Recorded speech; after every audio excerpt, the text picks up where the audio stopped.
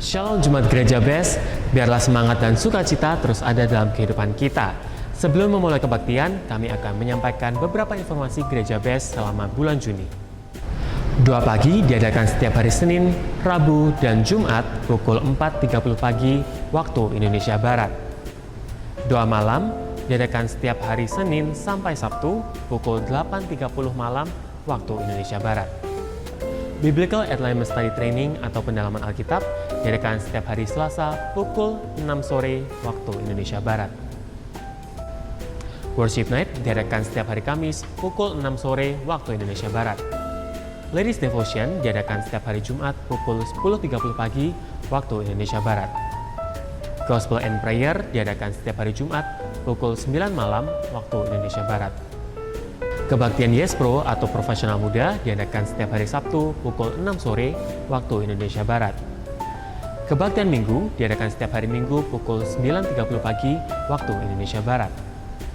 Best Talk diadakan setiap hari Minggu pukul 4 sore waktu Indonesia Barat. Selain program YouTube, Gereja Best juga memiliki kebaktian secara online melalui Zoom. Doa pagi diadakan setiap hari Selasa, Kamis, dan Sabtu. Hari Selasa dan Kamis diadakan pukul 5.30 pagi waktu Indonesia Barat. Dan hari Sabtu diadakan pukul 7 pagi waktu Indonesia Barat. Ladies Devotion diadakan setiap hari Rabu pukul 7.25 malam waktu Indonesia Barat. Link Zoom dapat Anda dapatkan di Ewarta Gereja Best. Ikuti juga program terbaru kami, Best Church Metaverse, setiap hari Kamis pukul 7 malam waktu Indonesia Barat. Dan untuk informasi kode room Metaverse, dapat menghubungi koordinator masing-masing cabang gereja.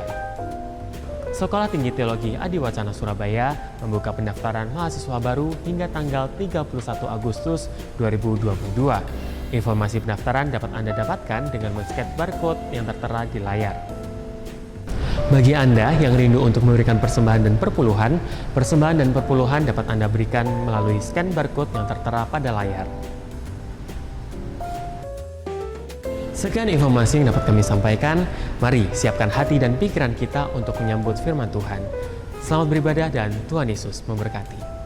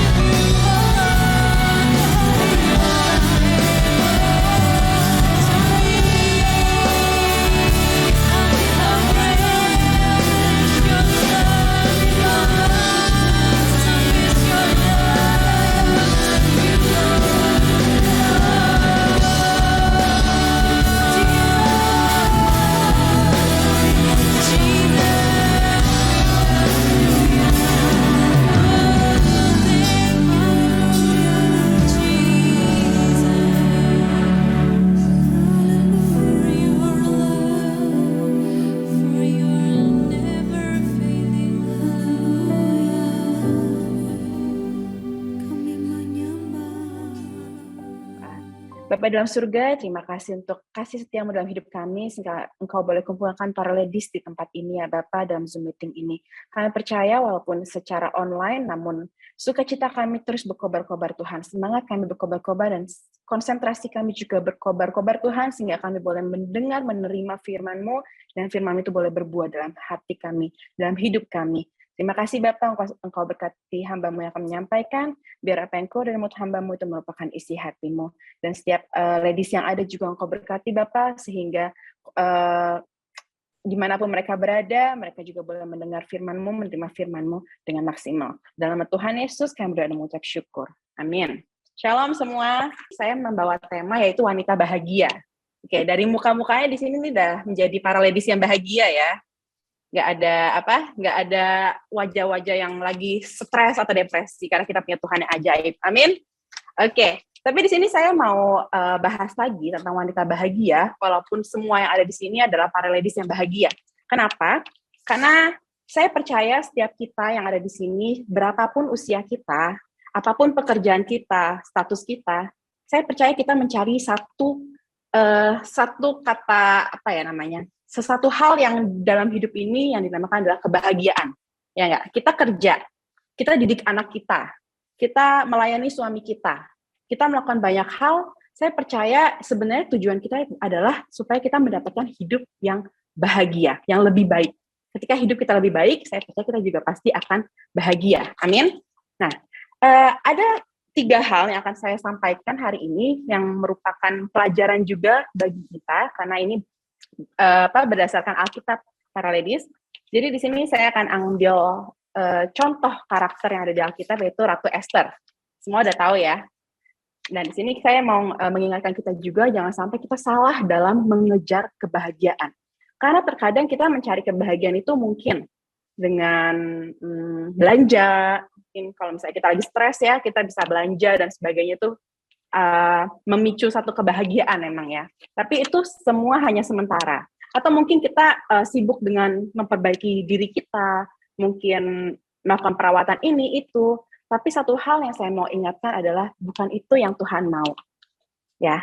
Nah, di sini saya mau kita sama-sama ingat kalimat yang saya katakan ini. Wanita bahagia adalah seorang wanita yang dalam hidupnya menangkap visi dari Tuhan dan mau bermanfaat bagi orang lain. Oke, boleh diulang lagi dalam gak apa-apa, ada kata-kata juga walaupun di mute ya. Wanita bahagia adalah seorang wanita yang dalam hidupnya menangkap visi dari Tuhan dan mau bermanfaat bagi orang lain.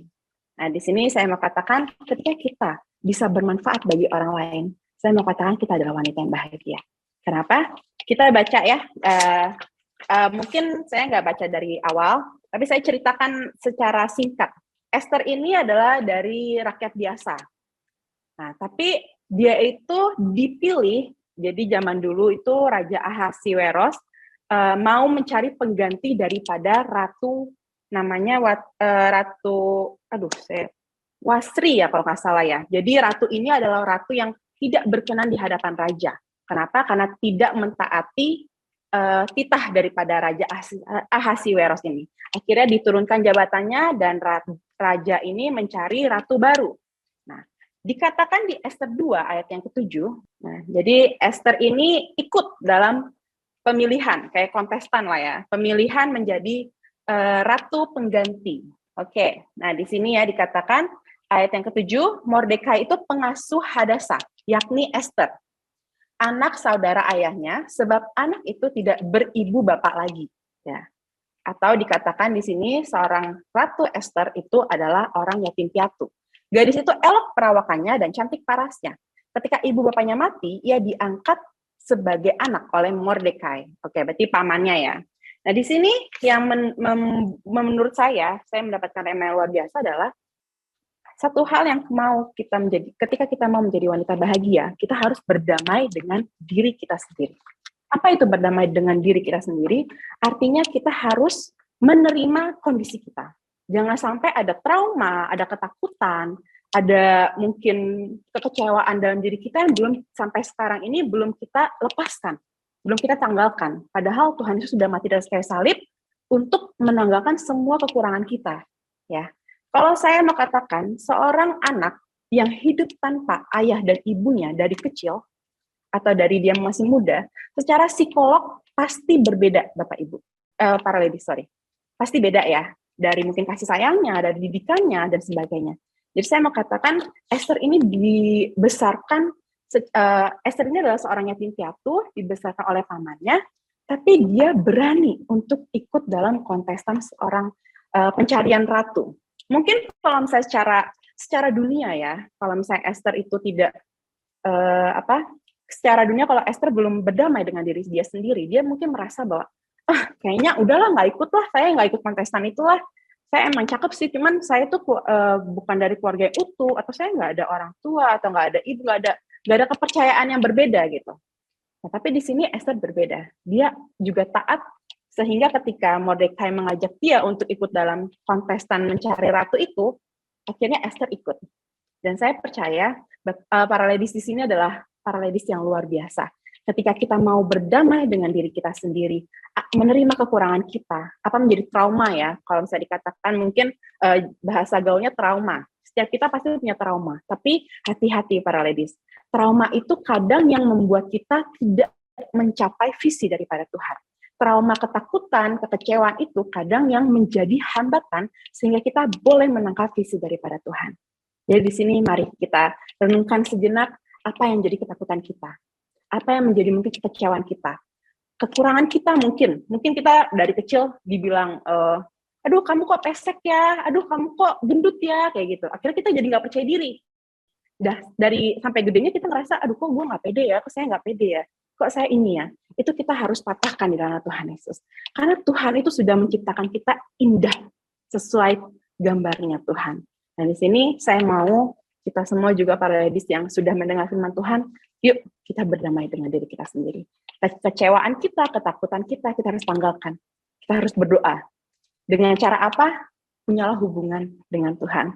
Percaya nggak percaya, yang saya dapat ya beberapa waktu ini, namanya ibu-ibu ya, yang udah ngurus anak, ada juga mungkin bisnisnya ngurus suami gitu. Pasti kan kalau lagi capek atau apa suka jengkel ya, suka emosi gitu. Tapi ketika kita dengar, kalau saya senjatanya ketika saya udah mulai kayak sukacita, damai sejahtera tuh hilang, entah itu karena mbak di rumah atau sebagainya, saya dengar firman Tuhan. Wah itu luar biasanya ya.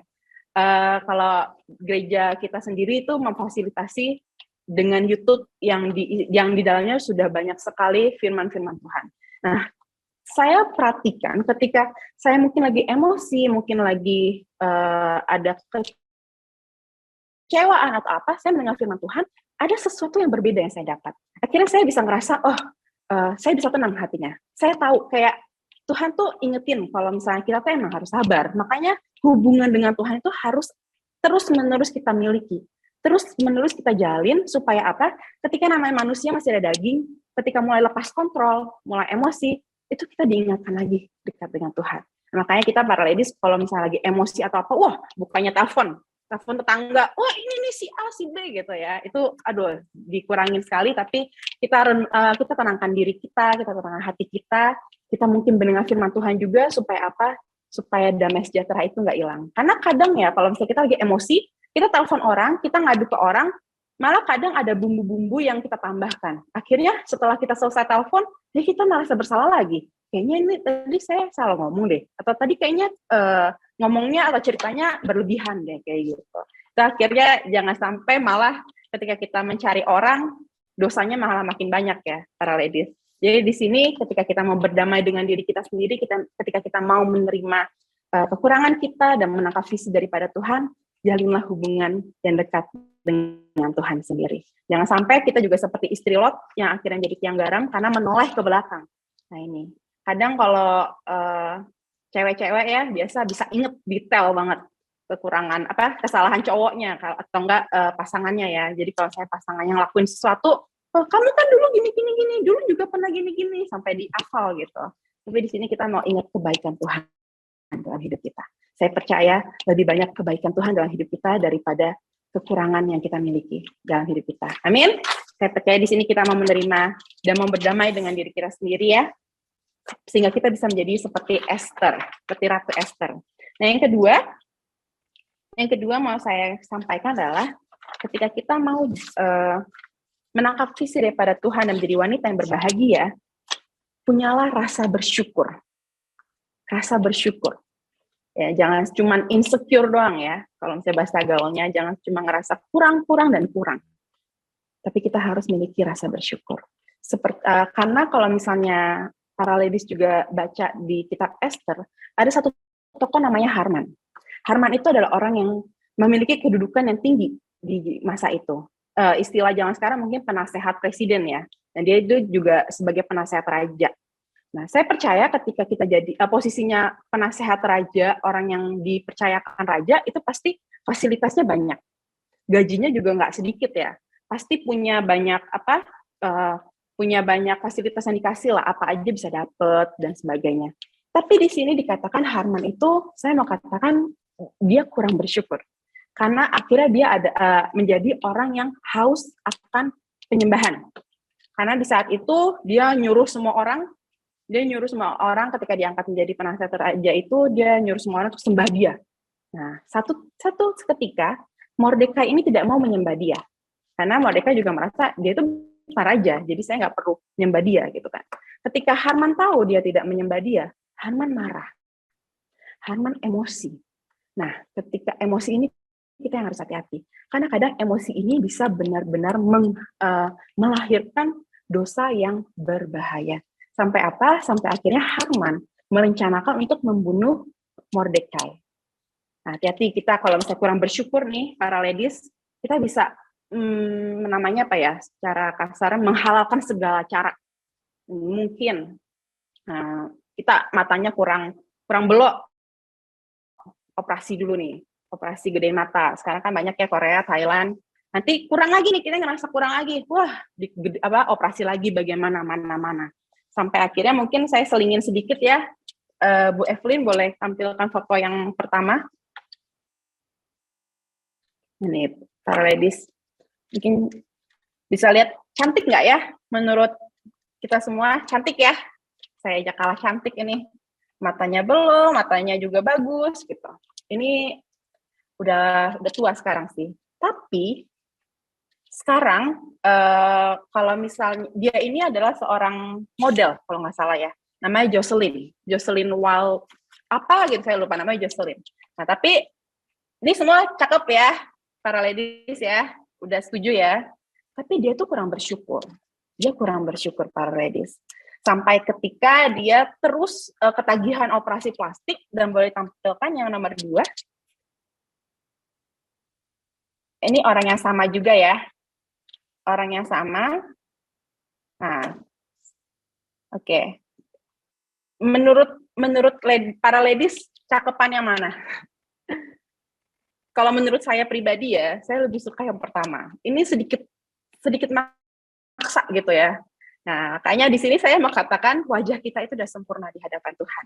Kalau kita ada dalam ketidakbersyukuran, ketika hati kita ada rasa tidak bersyukur, saya mau katakan sampai kapanpun kita nggak akan ada namanya cukup. Itu yang membuat kita bahaya. Saya percaya. Akhirnya apa? Akhirnya kita malah menjadi orang yang egois. Yang penting gue. Gue mau ini. Yang penting saya tuh mau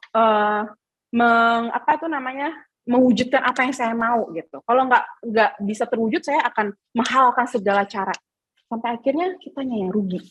Oke, dikatakan di Amsal 31 ayat 30. Kemolekan adalah bohong, dan kecantikan adalah sia-sia. Tetapi istri yang takut akan Tuhan dipuji-puji. Amin. Tuhan, terima kasih Bu Lani. Nah, di sini dikatakan saya tidak menyalahkan ketika seorang wanita ingin memperbaiki dirinya ya, asal tidak berlebihan. Nah, di sini tadi dikatakan di ayat Amsal 31 ayat 30, kemolekan adalah sia-sia. Bukan berarti kita nggak perlu memperhatikan penampilan, itu juga salah. Saya percaya kenapa kita para wanita juga harus memperhatikan penampilan, karena itu adalah bentuk rasa syukur kita kepada Tuhan, karena sudah memberikan kita tubuh yang sempurna, wajah yang sempurna. Jadi bukan berarti kita juga nanti dengar saya punya kata-kata, yaudahlah gue nggak usah make up, yaudahlah gue nggak usah perawatan gitu. Jangan kayak gitu juga ya para ladies. Tapi di sini saya mau percaya kita boleh memperhatikan dandanan kita boleh beli baju dan sebagainya untuk penampilan kita itu jadi bagus, asal jangan berlebihan. Karena apa? Saya percaya ketika kita dandan terlalu menor, itu juga tidak enak dilihat. Ketika kita mungkin beli baju itu nggak perlu yang mahal. Kalau misalnya beli baju mahal tapi kita sendiri nggak ada taste buat memadukan pakaian, celana dan sebagainya, itu juga nggak enak dipandang ya. Tapi yang pasti semua harus sewajarnya saja. Terlebih juga untuk diri kita, hidup kita, jangan sampai kita berlebihan. Kalau kembali lagi tadi ke Haman itu akhirnya tidak hanya mau membunuh Mordekai saja, tapi Haman merencanakan untuk membunuh sebangsanya, satu bangsanya, itu orang Yahudi, semua orang Yahudi di wilayah yang dikuasai oleh Raja Ahasiweros pada saat itu. Itu banyak loh. Dari India sampai dengan Ethiopia. Itu bukan hanya sedikit, tapi banyak. Itu berapa banyak orang Yahudi yang akan dibunuh dari perencanaan dia. Karena kebencian dia akan satu orang saja. Nah, kayak di sini kita harus bersyukur dengan apa yang kita miliki. Jangan sampai ada iri hati. Karena ketika kita mau ada tidak bersyukur, saya percaya iri hati itu juga ada ya. Iri hati itu merupakan rasa ketidaksyukuran kita dengan apa yang kita miliki saat ini. Jadi hati-hati sekali dengan perasaan kita, para ladies. Nah di sini singkat cerita, akhirnya Mordekai ini juga tahu bahwa dia akan dibunuh dan bangsanya akan dibunuh, sehingga dia meminta kepada Esther untuk apa? Untuk menyelamatkan bangsanya, dengan bicara kepada raja. Nah zaman dulu ketika ratu mau menemui raja itu nggak bisa sembarangan. Itu harus nggak bisa ratu yang ke pelatarannya raja. Itu harus raja, kalau mau ketemu sama ratu, baru dari sida-sidanya atau pegawainya lah istilahnya, itu kasih tahu ke bagian tempat tinggalnya ratu bahwa raja mau ketemu. Kalau raja nggak berkenan, siapapun yang datang ke pelatarannya dia tidak berkenan, orang itu bisa dibunuh. Nah, makanya saat itu, Esther itu juga dalam kegalauan, ketakutan, ya kan? Ketakutan. Sebenarnya saya mau katakan visi Tuhan dalam hidup Esther adalah menyelamatkan bangsa Yahudi. Mungkin visi pertama itu adalah Esther menjadi ratu. Ya, itu sudah ditangkap oleh Esther. Dan yang kedua, visi Tuhan dalam hidupnya, visi melahirkan visi ya, para ladies. Jadi itu juga sering kita dengar dalam pelajaran gereja best, visi melahirkan visi. Dan akhirnya Esther itu dipakai Tuhan ketika didapat visi daripada Tuhan untuk menyelamatkan bangsa Yahudi dari rencana pembunuhan si Haman ini. Akhirnya kalau misalnya saya juga ada baca ketika Esther itu dapat info kalau misalnya bangsa Yahudi itu akan dibunuh, kalau misalnya Esther tidak menangkap visi atau tidak mau bermanfaat bagi orang Yahudi, saya percaya Esther hanya menutup telinganya. Kenapa? Karena yang pasti dia yang akan selamat saja, ya kan? Dia di kerajaan dia nggak akan dibunuh dong. Yang akan dibunuh kan orang-orang Yahudi yang ada di luarnya itu. Jadi dia kalau misalnya egois, pasti dia ngerasa ya udahlah mereka ini yang mati, istilah kasarnya ya. Saya anteng-anteng aja toh. Kalau enggak dia ngorbanin diri dia. Dia tahu kalau misalnya dia hadap ke raja, dia yang bisa mati karena raja itu nggak minta dia ketemu. Raja nggak minta dia datang ke tempatnya raja. Kalau misalnya kayak gitu, dia bisa dibunuh, ya kan? Istilahnya Esther itu juga ada dalam ancaman kematian kalau misalnya dia datang kepada raja. Tapi di sini saya mau katakan Esther sudah berdamai dengan diri dia. Ketakutannya itu dia sudah lawan. Akhirnya apa? Dia dapat hikmat supaya bangsanya juga diminta untuk berpuasa dan berdoa, sehingga ketika dia ketemu dengan raja malah senang. Raja malah senang. Nah, di sini saya percaya ketika kita kembali lagi tadi, poin yang kedua dulu saya tutup. Jadi harus ada rasa bersyukur, dan bersyukur ini tergantung dengan pilihan kita, para ladies. Kalau misalnya kita merasa di hati kita udah cukup, saya percaya nggak ada hal-hal lain yang malah menjerumuskan kita ke hal-hal yang lebih bahaya. Jadi di sini harus ada rasa bersyukur, rasa cukup. Dan ditutup lagi untuk poin yang kedua di Ibrani 12 ayat yang kelima. Janganlah kamu menjadi hamba uang dan cukupkanlah dirimu dengan apa yang ada padamu karena Allah telah berfirman, aku sekali-kali tidak akan membiarkan engkau dan aku sekali-sekali tidak akan meninggalkan engkau. Amin. Nah, makanya para ladies, jangan takut untuk merasa bersyukur. Jangan takut untuk merasa cukup. Karena Tuhan Allah kita itu Allah yang luar biasa, yang dikatakan, aku sekali-kali tidak akan meninggalkan engkau. Artinya apa? Penyertaan Tuhan itu pasti ada. Sering sekali ya saya percaya ketika kita flashback lagi, penyertaan Tuhan dalam hidup kita, kayaknya kok nggak ada harapan, tapi tiba-tiba ketika kita butuh apa, oh ada loh. Itu sebenarnya kalau misalnya kita mau katakan, penyertaan Tuhan tuh emang sungguh luar biasa. Mungkin Tuhan emang seringnya buat kita itu kayak sport jantung, kok ini ngasihnya sukanya mepet-mepet atau mendadak-mendadak gitu kan. Tapi saya percaya itu yang membuat kita imannya itu bertumbuh. Karena kita percaya, apapun kondisi kita, apapun keadaan kita, Tuhan itu pasti akan cukupkan kita. Amin. Mungkin banyak kebutuhan yang secara hitung-hitungan wanita ya, kalau wanita kan hitungannya jago banget tuh. Ini kayaknya kurang, kurang. Nanti yang dikejar suaminya gitu. Tapi saya percaya ketika mungkin hitung-hitungan secara wanita itu kita kurang, jangan lupa manajemen finance kita itu ada di atas, yaitu Tuhan Yesus sendiri. Yang satu hal yang saya ingat sekali, kata-kata Pak Fenki itu, beliau pernah katakan seperti ini, kalau misalnya kita itu sebenarnya berdoa, udah nggak perlu lagi minta berkat gitu kan. Kita nggak perlu lagi kayak minta ini, Tuhan tolong ini, kayak cuma intinya kok datang ke Tuhan minta itu ya, apa persetujuan reimburse gitu, minta klaim ini itu. Padahal kita harusnya datang kepada Tuhan itu gak perlu kasih tahu apa yang kita butuhkan, tapi datang kepada Tuhan, tanya apa yang Tuhan mau dalam hidup kita. Itu itu kata-kata yang terngiang sampai sekarang ya. Dan puji Tuhan banget, saya tidak katakan saya adalah orang yang berkelebihan, tapi apapun yang saya butuhkan itu selalu cukup. Walaupun mungkin ya itu balik lagi secara hitung-hitungan wanita itu nggak cukup, tapi Tuhan kita tuh luar biasa selalu mencukupkan kita. Amin. Jadi ini kita udah jadi wanita yang bahagia ya, karena kita tahu Tuhan kita tuh tidak pernah meninggalkan kita. Dan kita itu harus bersyukur, karena apa yang Tuhan kasih ke kita itu pasti cukup. Amin.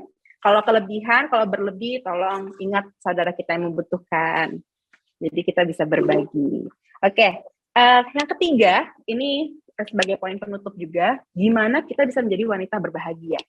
Dari poin yang cerita Esther itu, saya tertarik dengan kata-kata ketika di Esther 4 ayat 16, pergilah, kumpulkanlah semua orang Yahudi yang terdapat di Susan, dan berpuasalah untuk aku. Janganlah makan dan janganlah minum 3 hari lamanya. Baik waktu malam, baik waktu siang. Aku serta dayang-dayangku pun akan berpuasa demikian. Dan kemudian aku akan masuk menghadap raja. Sungguh pun berlawanan dengan undang-undang. Kalau terpaksa aku mati, biarlah aku mati. Oke, terima kasih Bu Lisa. Ini sebenarnya luar biasa banget ya. Yang saya tertarik adalah, ini Esther tuh luar biasa loh. Ketika dia menyuruh bangsanya orang Yahudi itu untuk berpuasa dan berdoa 3 hari loh. Bukan cuma sehari. Kalau sehari itu ya masih oke lah ya. Mungkin masih tahan sekalian hitung-hitung diet gitu kan. Ini 3 hari tidak makan, tidak minum, dan kerjanya cuma doa. Tapi semuanya diikutin. Terlepas daripada mungkin mereka juga merasa ketakutan. Tapi saya percaya Esther itu juga orang yang memiliki perkumpulan yang baik. Ya, karena apa? Mungkin juga dia menjaga nama baik dia untuk bangsa Yahudi. Jadi hal ketiga yang saya mau sampaikan supaya kita juga bisa menjadi wanita yang bahagia, bersosialisasilah, dan jagalah nama baik kita, jagalah sikap kita di luar supaya orang ketika kita bersosialisasi, kita lagi kesusahan, kita lagi dalam masalah, orang itu juga respect sama kita. Mungkin kita minta tolong untuk didoakan, dan sebagainya, orang itu juga mau respect ke kita. Kalau misalnya kita mungkin orang yang menyebalkan gitu ya, kerjanya gosip sana, gosip sini, kalau misalnya adu domba atau apa, itu orang kan juga mungkin udah nggak respect sama kita. Malah kalau misalnya kita lagi ada masalah, pasti kata-kata yang pertama syukurin gitu ya. Tapi saya percaya para ladies di sini nggak kayak gitu ya. Ketika ada masalah, teman-temannya pasti didoakan. Nah di sini jagalah nama baik kita juga.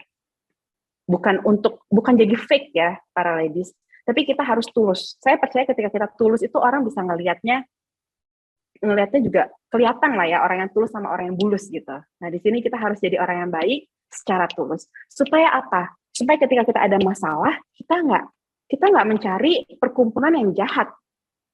Kita akan diterima di perkumpulan yang baik dan kita malah akan membangun. Kalau di ayat firman Tuhan dikatakan perkumpulan yang buruk merusak kebiasaan yang baik. Tapi ketika kita balik ke perkumpulan yang baik akan merusakkan kebiasaan yang buruk. Ya, betul ya. Jadi ketika kita ada dalam perkumpulan yang benar, ini perkumpulan Ladies Devotion yang luar biasa itu udah dikasih fasilitas oleh gereja itu, mari kita manfaatkan dengan sebaik-baiknya. Karena saya percaya ketika kita mau bersatu hati, kompak dengan para ladies juga yang mencari Tuhan, itu ketika kita ada masalah, itu pasti dikuatkan. Jangan sampai kita salah mencari teman. Atau ketika kita salah, kalau kita salah mencari perkumpulan, ketika kita ada masalah, waduh, udah tambah ambles lagi lah. Udah jatuh ketimpa tangga nanti malah. Nah, jadi di sini kita harus percaya, ketika kita mau bersosialisasi, menjaga nama baik kita, perhatikan attitude kita, saya percaya ketika kita pun bisa ada dan layak ada dalam komunitas yang baik, dan hidup kita pun terjamin. Jangan sampai kita malah ketika udah dikasih fasilitas, dikasih komunitas yang bagus, malah untuk gosip-gosip gitu ya, itu jangan. Yang lebih parah nanti malah gosipin pendeta, aduh, kasihan itu nanti pendeta-pendeta yang ada di gereja best. Enggak lah ya, pasti di sini saya percaya para ladies juga bisa menangkap visi yang daripada Tuhan, sehingga para ladies di sini tahu apa yang jadi kelebihannya, tahu apa yang jadi fungsi daripada kita sendiri. Mungkin ada yang pintar nyanyi, ada yang mungkin ini taste-nya itu bagus banget, jadi nanti kalau misalnya perlu kostum bersamaan itu dibantu untuk milih-milih kostum. Mungkin ada juga yang pintar dalam berkomunikasi supaya bisa ngajak-ngajak ladies-ladies yang lain yang membutuhkan juga untuk bergabung. Saya percaya setiap kita tuh pasti punya tujuan yang Tuhan berikan. Cari apa yang Tuhan mau dalam hidup kita, temukan itu, tapi sebelumnya harus berdamai dulu dengan diri kita sendiri ya, para ladies. Jangan sampai ketika kita mau melayani, mau mencari orang, malah kita ada ketakutan sendiri, ada traumatik sendiri. Akhirnya itu malah menjadi hambatan. Seperti Esther, ketika Esther tahu, dia takut. Ketika tahu kalau misalnya datang ke raja tanpa diundang, dia bisa mati, tapi dia enggak loh. Dia persiapkan dengan baik para ladies. Kalau para ladies baca ya, sebelum dia sesudah puasa 3 hari 3 malam dan berdoa bersama bangsanya, Esther itu mau ketemu raja. Dia mempersiapkan diri dia dengan berjubah kain ungu. Berjubah kain ungu itu kalau zaman dulu tuh kain mahal ya, kain yang bagus lah. Berjubah kain ungu, terus juga beriaskan mukanya tuh berdandan, bukan kayak pasrah, udahlah ini saya antara hidup dan mati, ya udahlah gini aja datang gitu. Tapi dia mempersiapkan yang terbaik. Walaupun mungkin kemungkinannya itu 50-50 ya, mati atau enggak gitu. Tapi dia mempersiapkan yang terbaik sampai akhirnya dia datang ke raja. Dan saya percaya kekuatan wanita, keberhasilan wanita itu juga ada dalam persiapan. Saya percaya para ladies ini adalah wanita yang luar biasa juga. Nah, tapi ketika kita mau melakukan sesuatu, ketika kita sudah maksimal dalam persiapan, saya percaya apapun yang kita lakukan itu akan berhasil. Saya percaya apapun yang kita lakukan itu pasti akan maksimal. Jangan cuma banyak idenya tapi nggak ada persiapan, itu juga sayang. Akhirnya sia-sia gitu. Nah, seperti Ratu Esther ini, dia persiapannya tuh mantap banget. Walaupun mungkin dia bisa ada kemungkinan juga ditolak gitu kan. Tapi dia make up, dia pakai baju yang bagus, akhirnya dia dengan keberanian, dan saya percaya Tuhan juga tuntun dia akhirnya datang kepada raja. Raja itu bukan, akhirnya raja itu mengangkat tongkatnya. Mengangkat tongkatnya itu artinya tidak dibunuh ya. Akhirnya dia mengangkat tongkat, bahkan rajanya itu senang. Ratu Esternya datang. Sampai dia katakan, apa yang engkau mau? Ya, istilahnya ya, apa yang engkau mau, ratuku? Bahkan setengah kerajaan pun akan aku berikan kepadamu. Ya, saya percaya ketika kita sudah maksimal, apapun itu persiapan kita, Tuhan itu akan memberikan jawaban itu yang luar biasa banget. Nah, jadi jangan pernah berkecil hati, jangan pernah pesimis dulu, jangan pernah merasa kecil hati, bahkan seperti Esther ya, setengah kerajaan pun mau dikasih loh. Itu sih, wah itu besar sekali. Nah, akhirnya apa? Esther beritahu kepada rajanya jahat daripada Haman itu. Akhirnya apa? Malah Haman yang dibunuh. Akhirnya Haman yang digantung karena sudah mengeluarkan ancaman mau membunuh bangsa Yahudi. Nah, saya percaya di sini kita para ladies juga bisa menjadi Ratu Esther yang tidak hanya menangkap visi Tuhan, tapi kita boleh berguna bagi orang-orang di sekitar kita. Amin. Puji Tuhan. Boleh saya tutup dalam doa ya, para ladies. Bapa kami dalam surga, terima kasih Tuhan untuk kesempatan kami, para ladies yang ada di Zoom ini Tuhan, boleh mendengar firman-Mu, boleh belajar akan kebenaran firman-Mu. Biar kami Tuhan, para ladies, boleh berdamai dengan diri kami sendiri. Apapun ketakutan kami Tuhan, kami membawa dalam nama Tuhan Yesus, Engkau patahkan ya Bapa. Kau sudah mati atas kayu salib untuk membebaskan kita dari segala belenggu, sehingga kami para ladies juga boleh mendapat dan menerima visi-Mu ya Bapa.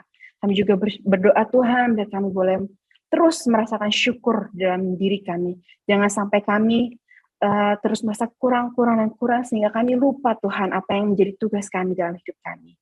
Dan biar kami ada dalam perkumpulan yang benar Tuhan, biar kami ada dalam komunitas yang baik ya Bapak, sehingga kami boleh disupport untuk mencapai visi-Mu lebih dan lebih lagi. Terima kasih ya Bapak, Engkau berkati setiap para ladies di tempat ini, apapun yang jadi pergumulannya Tuhan, apapun yang menjadi ketakutannya Tuhan, saya membawa dalam nama Tuhan Yesus dan Engkau semua yang membebaskan kami ya Bapak, biar ada damai sejahtera, sukacita yang melimpah atas kami. Terima kasih ya Bapak. Terima kasih, biar Engkau terus berbicara kepada setiap kami Tuhan, sehingga apa yang menjadi visi-Mu boleh kami tangkap ya Bapak. Dalam Tuhan Yesus kami berdoa dan mengucap syukur. Amin.